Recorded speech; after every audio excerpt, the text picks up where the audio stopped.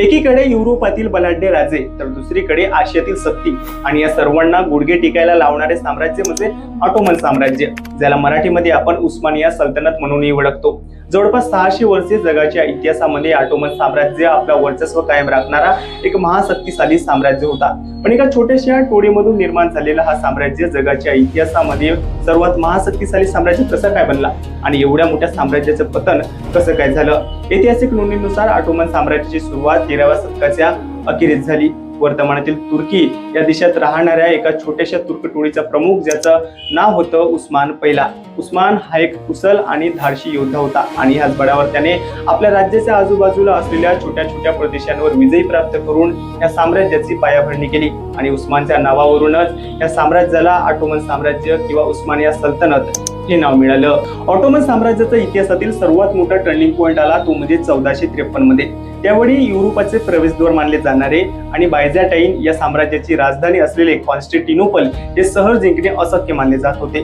पण वयाच्या अवघ्या 21व्या वर्षी ऑटोमन साम्राज्याचे सुलतान मुहम्मद द्वितीय यांनी आपल्या अफाट बुद्धीच्या बळावर आणि तोफांच्या बळावर हे शहर जिंकले, ज्या शहराला आपण वर्तमानामध्ये इस्तानबुल शहर ह्या नावाने ओळखतो.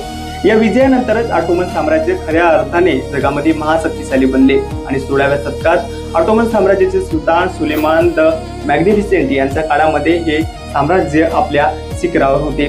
पूर्वेकडील बगदाद तर पश्चिमेकडील हंगेरीपर्यंत आणि उत्तरेकडील क्रिमियापासून तर दक्षिणेकडील इजिप्तपर्यंत म्हणजेच जवळपास आशिया, युरोप आणि आफ्रिका या 3 खंडांवर या साम्राज्याचे वर्चस्व होता किंवा दबदबा होता. पण हे साम्राज्य एवढे दिवस कसे काय टिकले तर त्याचे मुख्य कारण होते त्यांचे शक्तिशाली सैन्य, ज्याला जेनिसरी म्हटले जायचे. जेनिसरी सैन्य जगातील पहिले शिस्तबद्ध आणि आधुनिक सैन्य होते, जे तोफांचा आणि बंदुकींचा वापर करीत असत. तसेच ऑटोमन साम्राज्य फक्त युद्धासाठीच नव्हे तर कला, वास्तुकला आणि विज्ञानासाठीही ओळखले जायचे. त्यांचे बांधलेले ब्लू मॉस्क हे वास्तू आजही जगामध्ये पर्यटकांसाठी आकर्षित स्थळ म्हणून मानले जाते. पण म्हणतात ना, ज्याचा उदय झाला त्याचा अस्तही ठरवलेला असतो. 17व्या शतकानंतर ऑटोमन साम्राज्याला उतरती कळा लागली. युरोपामध्ये औद्योगिक क्रांती झाली आणि ते विज्ञानामध्ये अधिक पुढे निघून गेले. तर ऑटोमन साम्राज्याचे राजे अंतर्गत कल आणि जुन्या पद्धतीमध्येच अडकून राहिले आणि म्हणूनच त्यांना the six man of Europe म्हणजेच युरोपातील कमजोर माणूस असे म्हटले जाऊ लागले. शेवटी पहिल्या महायुद्धामध्ये ऑटोमन साम्राज्याने जर्मनीची साथ दिली आणि त्यांचा पराभव झाला.